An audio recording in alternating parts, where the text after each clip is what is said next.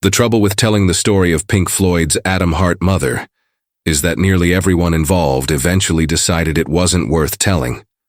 For years, the band's members would dismiss it with a shrug or a groan, and critics who preferred the cleaner arc from Barrett's whimsy to Waters's grand designs found it a nuisance.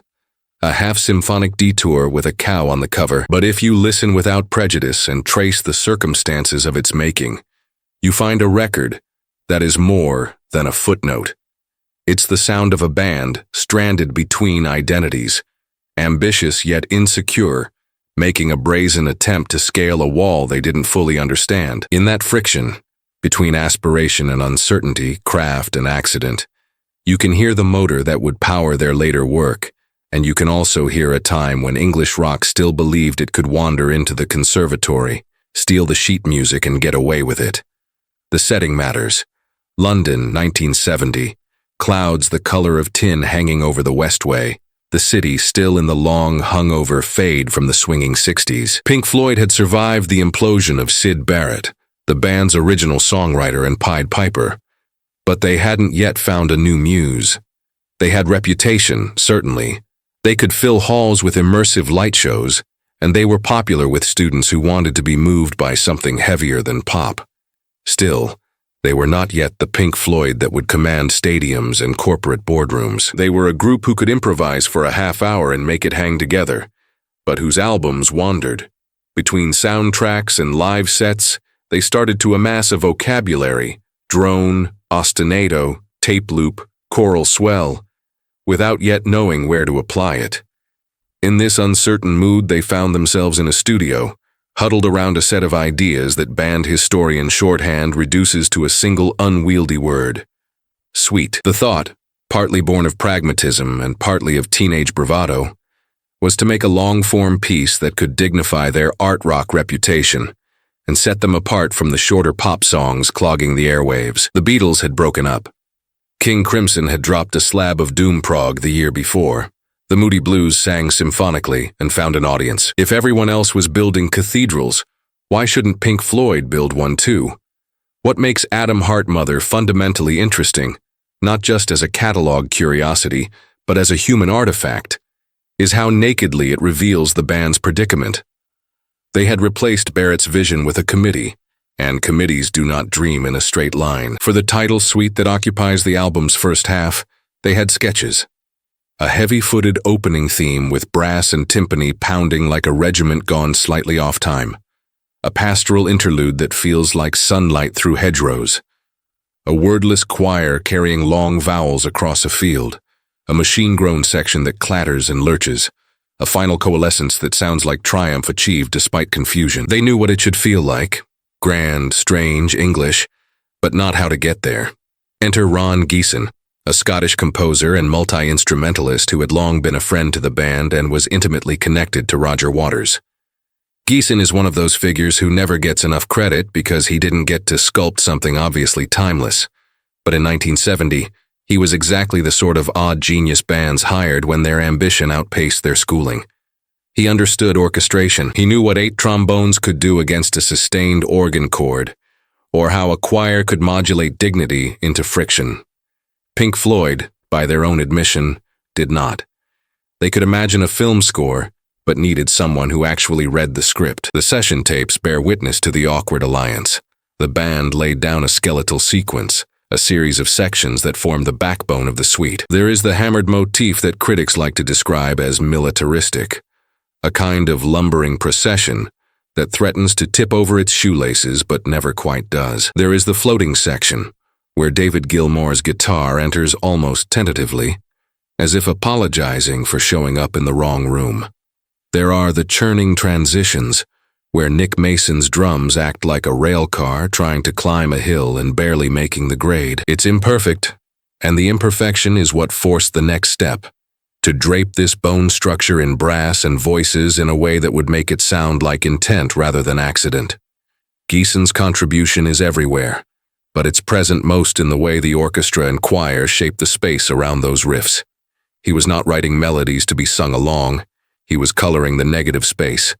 The brass arrangements are sometimes derided as bombastic, but that's only a partial reading. There are moments, subtle and sly, where muted trumpets or violas provide a kind of commentary on the band's motifs. The quick chromatic slurs that appear like someone tugging a curtain, the sudden blocks of harmony that serve as doors slamming shut. The choir, too, isn't simply there for grandeur. Those long vowels, those open syllables, are used like palette knives, laying down thick, textured paint that almost obscures the canvas beneath. This is not rock group with strings, the lazy trope that clogged up so many records in the late 60s. This is an attempted marriage, and the fact that the partners sometimes look like they might be calling separate taxis is what makes it compelling. Because the band never fully loved it, listeners get to make up their own mind without the heavy hand of a canonical verdict. If you turn it up and listen through a halfway decent pair of speakers, the suite has sequences that still startle. That opening blast of brass fused to a power chord drone sounds like a mechanized parade drifting across a field at dawn, equal parts proud and ridiculous. The rhythmic logic, Mason's steady pulse, Roger Waters' bass thump acting like an anchor, permits the orchestra to behave like a storm front that comes and goes. Then there's the passage where Richard Wright's organ becomes the principal voice, a rich, almost ecclesiastical texture that suggests the band remembered they were English. Not in the flag-waving sense, but in the sense of people who grew up with church architecture, hedgerows, and ever-present drizzle. When the choir arrives in full, the music edges into the uncanny. Wordless voices can be deeply moving or vaguely comic, and the suite skirts both edges without falling. A delicate balance, not any one theme, is the suite's soul. The recording process was a shambles by contemporary standards, because budgets were smaller, and nobody knew what they were doing with large ensembles in a rock context. Engineers had to manage microphones for brass and choir in a studio built for bands, and they had to make the analog tape headroom handle sudden surges of sound that would push any meter into the red. There are documented stories of sessions where parts didn't line up, scores were late or changed on the fly. Orchestral players, trained to play to the page, found themselves staring at impatient rock musicians trying to define a feel that wasn't written down in time signatures. That mess makes the record human, and it also explains why the suite, though grand, doesn't sound smooth in the modern, post-digital sense. There are seams, and sometimes a seam is the most honest thing in a room. One of the enduring myths that outsiders like to tell is that Adam Hart Mother was dreamed up solely by stoned boys, drunk on their own entitlement, throwing brass at a problem and hoping for magic. It's more truthful, if less pithy, to say it was made by a band trying to replace charisma with craft before they fully possessed the craft, buttressed by a composer trying to root his way across a terrain he didn't own. Nobody is in charge in the way we like to believe genius is in charge. Instead, you have negotiation, revision, compromise, and a goal that makes sense only when hindsight is kind. That in itself is a very 70s English story. A strange mix of ambition and embarrassment, reaching and retreating, with enough stubbornness to land something on tape. It's tempting to treat everything on side 2 as an afterthought because the suite steals attention, but those shorter pieces are key to understanding the band's psychology at this moment. What you hear there is not mere filler, but a set of auditions for a future sound. Roger Waters' contribution, Fat Old Son, is deceptively simple, a pastoral hymn with a melody that suggests a child walking alone down a lane at the end of summer. There are bells, acoustic guitar, and a vocal delivery that trades on innocence without pandering to it. Waters was not yet the angry diarist of the mid-70s. He could still write small, and his sense of control here is strong. The bridge tips upward with a kind of quiet inevitability, and Gilmour's guitar, when it arrives, is the opposite of the Baroque display. It's a voice. There's a cliché about Gilmour's tone being a weeping instrument, but here it does something not weepy at all. It resolves. You can feel the care in the way the notes are placed, stitched into the song's gentle firmness rather than sprayed across it. This grounds the album. If the suite gestures at cathedrals, Fat Old Son remembers the village church. Then there is Summer 68, Richard Wright's contribution, and a reminder that the band's keyboardist had a songwriting imagination that often gets buried under the later mythology. The song has a bounce, a waltz tinge that floats even as it critiques. The lyrics are elliptical, referencing backstage transactions and the waning glamour of the late 60s. Wright's voice is light but carries a seriousness that his fans recognize. It's a songwriter's song, not a spectacle, and you realize listening to it that the raw materials for future masterpieces were distributed more widely in the band than the simplified narratives tend to admit. Wright understood harmony in his bones. He knew how to shift a chord underneath a melody and change your mood without you knowing why. On Summer 68, his keyboard work dances around the edges of the structure in a way that rewards attention without demanding it. The band was not yet a machine built to carry a single author's preoccupations. It was a set of sensibilities that could cross-fertilize. If you're looking for the band's rougher humor and their willingness to let strangeness into the parlor, you find it in Alan's Psychedelic Breakfast, a piece that a less confident group would have tossed as too silly, and a more timid producer would have excised. It's part musique concrète, part loose jam, part oral prank. A man making breakfast, the sound of frying, muttered commentary, and between these domestic noises the band plays, sometimes meandering, sometimes focused, always curious about the texture itself. This is not the slick Floyd of science fiction dystopias. This is a group still enamored of the basic magic of tape and microphone. You can hear their affection for the non-musical as a color, as if they had learned from their early avant-garde experiments that everything can be integrated if you're willing to refuse embarrassment.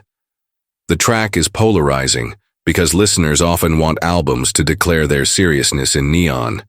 Alan's Psychedelic Breakfast refuses. It says, "Listen wider." And underneath this invitation is a quiet confidence. A band that fears it cannot play will not allow this much air onto a record. We should not pretend that the world greeted Adam Hart Mother with uniform devotion. The album topped the UK charts, which tells you that the band's momentum and their cult popularity had hardened into mainstream attention. But critics were split, and even the band's partisans seemed unsure where to put it in the flow of late 1970 rock, which was a ferment of styles, from heavy blues and proto-metal to folk rock, to the abstract edges of jazz-inflected experimentation. The cover, the famous photograph of the cow in a field, was deliberate. The band was tired of psychedelic imagery, tired of their names' associations. The cow is a troll. It is also a manifesto. No title on the cover, no band name. An anti-image that says, "We are not going to explain ourselves to sell this." The joke risks being smart aleck, but it accomplishes something essential. It clears the air. It makes you hear, not just see. We may not be accustomed to granting image makers their due in stories about progressive rock, but the visual independence of Pink Floyd was always part of their impact. The cover primes your ears for a certain kind of audacity. The album was recorded and mixed at a time when studios and bands had to earn their breakthroughs, one hard-won discovery at a time. There is no plug-in to grant coherence to an unwieldy suite. The orchestra either sits or slides off the tape. The choir either fuses with the organ or it feels like a school assembly. You can hear engineers working. You can hear the band learning, on the job, in public. When the album was performed live with augmented forces, choirs, school orchestras, even local ensembles drafted in cities along a tour, the results were sometimes breathtaking, sometimes borderline farce. There's documentation of nights when the horns couldn't hear the rhythm section, or when the choir drifted, or when a percussion accent arrived 2 beats late and threatened to topple the whole edifice. There is a kind of underreported heroism in attempting this at all. Not many bands in 1970 dared to haul a semi-symphonic suite onto a stage with unreliable monitors and unpredictable acoustics. They did, and they suffered the consequences when it didn't work. That willingness to fail publicly is bracing. It also tells you that they genuinely believed this was a way forward, not a garnish. Part of the untold history is how this record clarified the band's internal politics. Creative partnerships are rarely stable. They are negotiations masquerading as friendships. In 1970, the gravitational center was still contested. Waters had ideas, but he hadn't yet learned to dominate the room. Gilmour was finding his voice as a writer and singer. Wright had songs and arranging instincts that could shape a band's sound if given space. Mason, often written off as merely a timekeeper by people who don't understand the difference between flash and feel, was learning to be a kind of glue. His meticulous steadiness allowed more flamboyant personalities to play atop a stable foundation. Adam Hart Mother required each of them to move into a space they didn't own. Waters had to surrender control to an external arranger. Gilmour had to accept that the guitar could be subordinated to brass and choir. Wright had to be both a composer and an accompanist. Mason had to be a conductor by proxy, keeping a pulse that could corral an orchestra that didn't want to be corralled. Bands often learn who they are by what they can't do together. The album is a record of those limits. It was also a pivot in their relationship to the avant-garde. Pink Floyd had flirted with concrete sound and extended improvisation on stage, but their albums had to straddle the line between experiment and saleable artifact. Adam Hart Mother pushes the ratio toward experiment. Long forms, no single obvious hook, and then pays for it in coherence. But one of the album's fates is that it taught them how to cheat in the right direction. The taste for large structures and thematic unity would remain, but the means would change. Instead of hiring an orchestra to fill space, they would use tape effects, voices, environmental sound, and thematic variations to bind simpler materials into something that felt monumental. Dark Side of the Moon is the reward of that lesson, the sleek variant of a chaotic attempt. Adam Hart Mother is the prototype when the prototype was still made from mismatched parts. It's here that we need to confront a later myth, not because it is false, but because it is incomplete, that the band always hated the record, that they disowned it, and therefore that we should treat it as a mistake. In interviews, members could be savage about their early 70s work, sometimes because self-deprecation is a British reflex, and sometimes because success had taught them to think of their catalog in poker terms. Which hand won the pot? But artists are not reliable narrators of their past. They carry grudges against their own work because they remember the sweat, the confusion, the compromises. Fans and critics not present for the discomfort can hear differently, and there is an entire population of listeners for whom Adam Hart Mother is a doorway into the broader world of art rock, into the romance of brave failure, into the feeling that you can attempt scale and still sound like people rather than machines. The album's title itself was scavenged, a phrase lifted from a newspaper headline about a woman with an atomic-powered pacemaker. It is a signature late 60s into 70s move, ironies piled atop anxieties about technology, the sacred/domestic image of motherhood twisted by the futurism of the atomic age, an unsettling juxtaposition that asks nothing of you, except that you let the two words collide in your head until sparks fly. You could read that as flippant, but it's more telling than it seems. The band were alert to the way words can carry fields of meaning that music can then light up. The suite's music follows the title's implications. It is both tender and mechanized, pastoral and metallic. The brass has the weight of a machine. The organ has the warmth of a hearth. That tension is a core feature of the Floyd identity, one that would serve them much better when they built more cohesive narratives. But it's present here in raw form. In the broader context of 1970, Adam Hart Mother tugs at a cultural thread that's easy to miss. The era's British music was thick with attempts to integrate high and low. Rock bands flirted with strings because the idiom was still defining itself. Was it a polite guest at the table of European art music, or a brash intruder? Pedigree mattered to some. To others, iconoclasm was the whole point. This album sits in the middle of that argument. It's not the clumsy rock band plays with orchestra shtick that sometimes collapsed under its own weight, and it's not the modernist fusion that jazz musicians were accomplishing with more sophistication. It's a band trying to annotate their own language with someone else's grammar. That the punctuation sometimes lands in the wrong place is part of the charm. You can hear a culture negotiating itself through music. Gilmour's playing throughout the album is ripe with clues to where he would go. He doesn't dominate the suite, but he threads through it. Bends that refuse to grandstand. Lines that rise and then retreat, as if he were testing how much space his instrument could occupy before the brass laughed him off the stage. In the smaller songs, his voice is the anchor you don't feel until it's gone. His guitar sounds have not yet hardened into the signature tones of the mid-70s, and that gives them vulnerability. The solos feel like thought rather than statement. Wright's keyboard sounds, too, are transitional. less the polished, swirling textures of later albums, more the open-throated organ and piano that still carry church and jazz in their harmonies. Waters' bass is a worker's bass, places the notes, enforces the rhythm, resists the temptation to turn flourish into personality, and Mason, unflashy to the point of being invisible if you're not listening, plays with a patience that should be taught. The number of drummers who rush when asked to make simple patterns march across long durations is high. Mason does not. He understands the difference between boredom and discipline. If you want an emotional entry point into the record, and not just an intellectual one, it's this. Adam Hart Mother captures a band risking sincerity before success had to be defended. There is a guilelessness to the idea that you can simply decide to write a suite and make it work by force of will, just as there is a candor in accepting that you need help, an arranger, a choir, to pull it off. The problems are in plain view. You can feel the anxiety about whether the music is enough without the spectacle, and you can feel the relief when the big sections land. You can also hear a kind of loneliness in the spaces, especially in the midsection of the suite, where texture's thin and a single instrument carries the scene. The loneliness is not narrative, it's structural.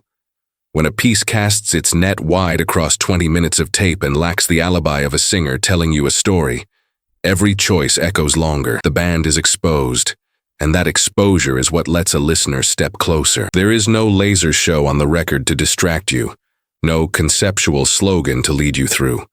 There is an attempt that stays an attempt even when it ends.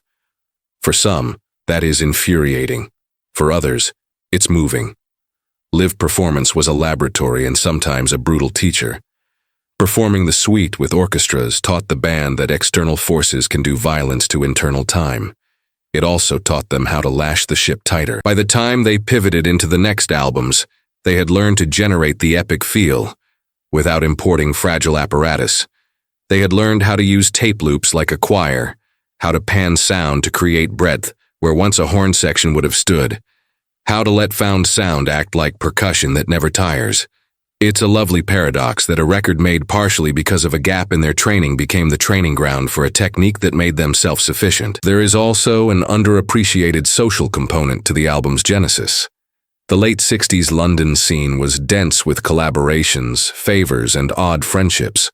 The web of people who passed through the studio, who sat in on sessions, who suggested a sound or provided a piece of kit. That web is as crucial to the making of a record as any idea scribbled on paper. The band's willingness to invite Geeson in, to trust him, to argue with him, to make space for his voice, speaks to a culture of porous boundaries. Adam Hart Mother is a testament to that traffic. It sounds not just like a band, but like a neighborhood. You can hear it in the irregularity of the project, in the way the piece lumbers and then suddenly skips, in the way voices arrive and depart as if walking through an open studio door. Those of us who have spent too much time in libraries sometimes prefer a tidy history. But the truth is that music is a social act, and this album tapes the social onto acetate. What about the cow? You can treat it as a gag, but it also locates the album in a landscape that would become one of the band's private mythologies. English rural imagery haunted by modern anxiety. The fields are real. The cow is real. The camera's gaze is plain. But the title and the music import a different world into that field. A world of reactors and hospitals, electricity and fear. That tension is a through line from Adam Hart Mother to later work. The blending of pastoral with industrial, childhood with surveillance. Even when their later albums turn sleek, that country lane runs beneath the asphalt. The cover gets at it before the band learned to make the music say it more directly.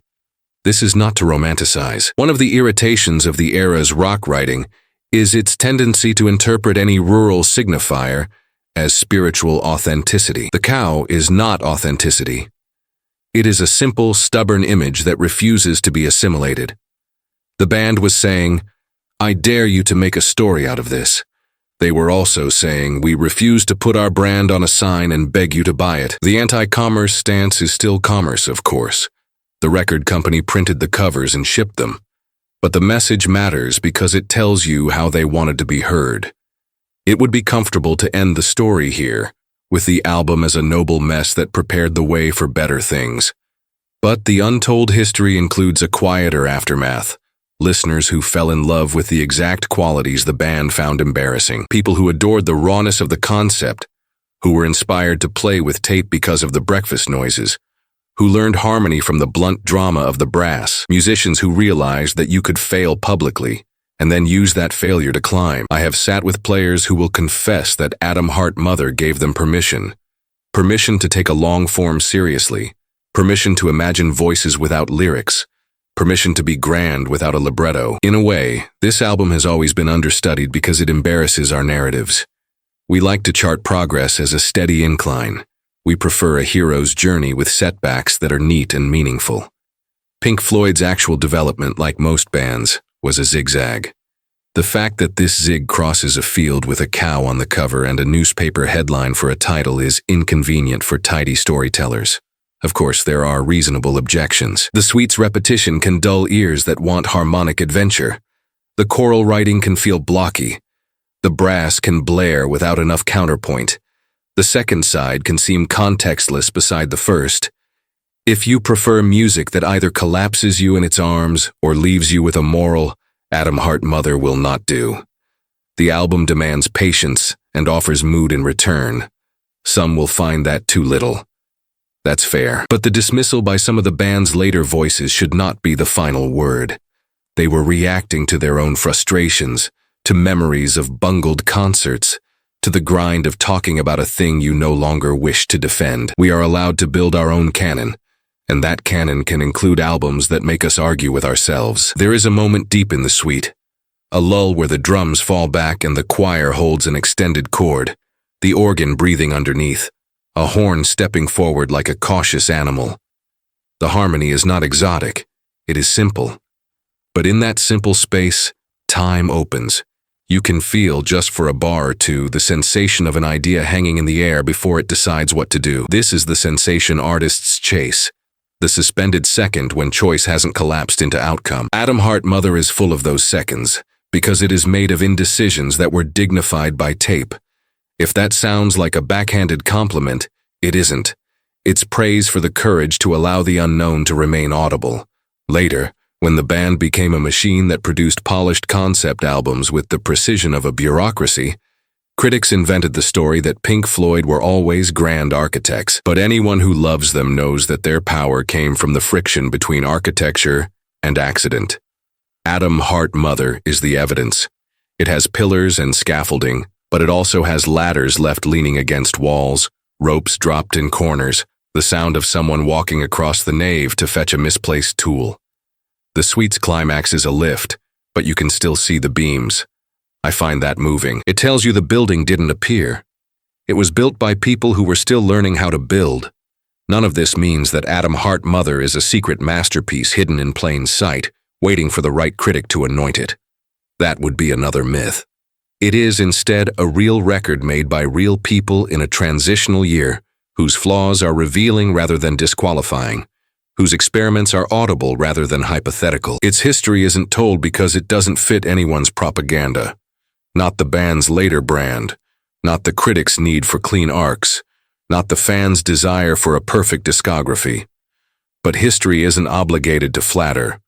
Sometimes the most honest thing you can say about a work is that it shows you the stakes. The stakes here were simple. Would Pink Floyd be a band that could hang a large idea on a wall and make it worth standing in front of? Adam Hart Mother answers, not yet, not consistently, but yes, enough to keep going. If you want to listen with fresh ears, cast aside the narrative that declares the record failed, and the equally useless counter-narrative that insists its genius misunderstood. Instead, listen for the education. Hear a band learning how to deploy scale. Hear a composer wrestling with rock's elasticity and finding out where it breaks. Hear a studio straining against its limits and turning those limits into texture. Hear a set of smaller songs that whisper the band's later strengths. Melancholy without self-pity, melody without sugar, patience without boredom. And hear, throughout, a tone that is distinctly theirs, not American swagger or continental polish, but a reserved intensity that can seem like detachment until the moment it floods you. The untold story of Adam Hart Mother is that it is the album where Pink Floyd discovered the price of ambition and decided to pay it. They paid in awkwardness, in public misfires, in time spent learning skills that would render the orchestra obsolete and make their own studio an orchestra. They paid in the humility of inviting an outsider to glue their pieces together. They paid in the courage of putting a cow on the cover and refusing to explain. The dividend arrives later, in records that have no seams. But if you skip the payment, you won't understand the dividend. And if you skip this album because someone told you it was embarrassing, you'll miss the sound of a band turning into itself in front of you. There is a kind of consoling honesty in knowing that a great band needed a messy record to become itself.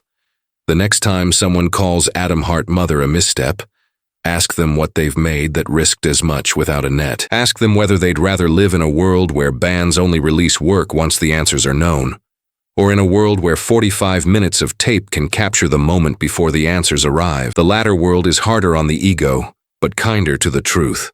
This album belongs to that world, and if you give it the courtesy of attention, without defensive reverence, without easy scorn, it will return the courtesy by letting you hear how possibility sounds before it becomes product. In the end, the cow looks back. You can laugh, you should, but smile too at the band that decided the most honest cover for their most audacious gamble was an animal in a field, unbothered by our theories. There is a lesson in that indifference. Music doesn't owe us a clean story. It owes us the noise of becoming. Atom Heart Mother gives you that noise, brass and choir, organ and hiss, a skillet and a sigh, and asks you to find the music inside it. That's not an error. That's an invitation.